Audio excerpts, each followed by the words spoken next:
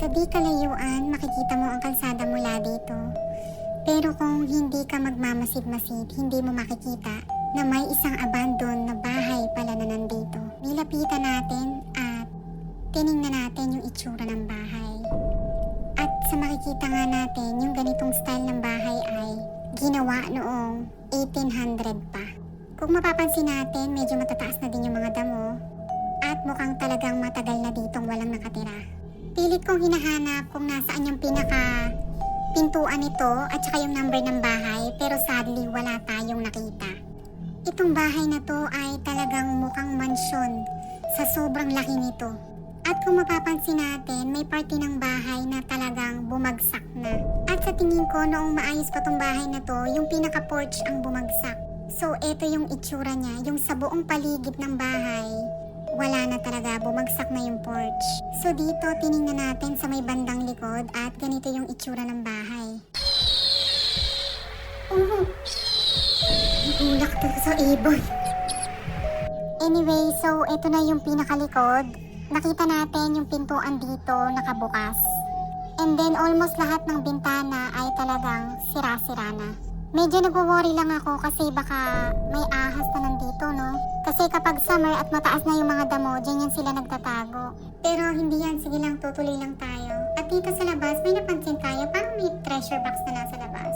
Sa mga ukay-ukay nakakakita din ako ng mga ganyan. Pero mga laman, mga damit, yung mga ganon. So from here, kung nasa labas ka at yan nga, nakabukas nga yung pinto, kitang-kita mo na ang itsura magmula dito.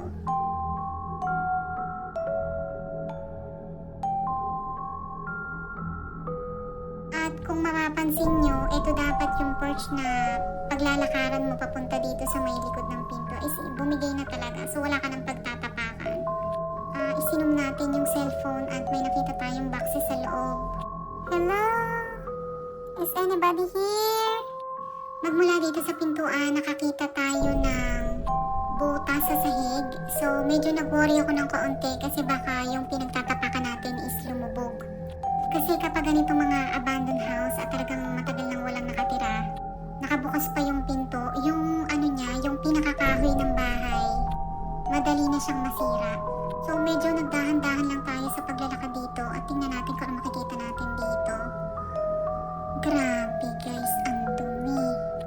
Kung mapapansin natin, kahit yung mga kagamitan dito ay talagang lumang-luma na. Tingnan mo yung itsura ng plato nila. Parang aluminum yung itsura. Pati yung baso. At ito yung sa may likod pa rin ito. Bukas din yung pinto sa kabila. So, etong nakikita nyo, ito yung pinaka-living room nila. May nakita rin tayong TV na talagang lumang-luma na.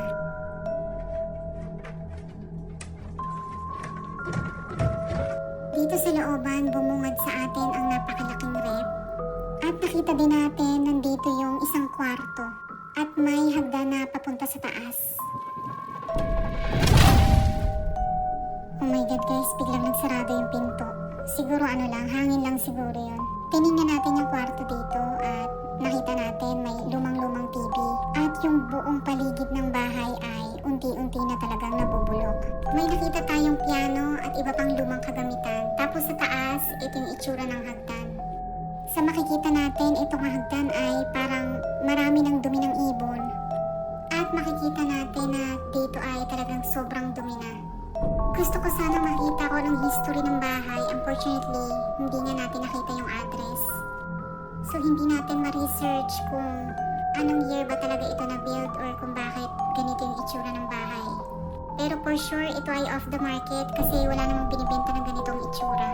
So dito sa taas, may nakita tayong 3 kwarto. Tapos yung isa parang CR siya. At dito may nakita nga tayong patay na ibon. Parang bago pa tong ibon na to kasi hindi pa siya nabubulok. At dito nga sa taas ay nakabukas din yung pintana. Tapos may kwarto pa tayong nakita. Ito yung pangatlong kwarto. May salamin na malaki. Yung kama nandito pa at saka yung cabinet. Yung kumot nandito pa rin.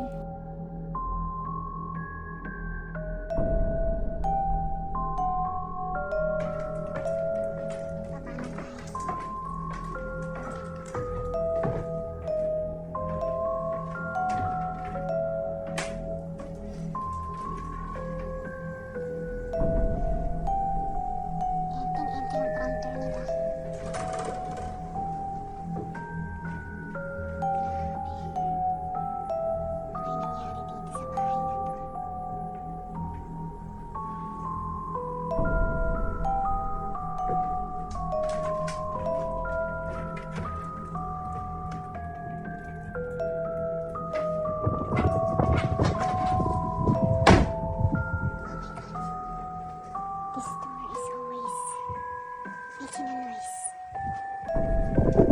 Gaano ka man karangya noong ikaw ay nabubuhay pa, iisa lang ang sigurado, lahat ng ito ay hindi mo madadala.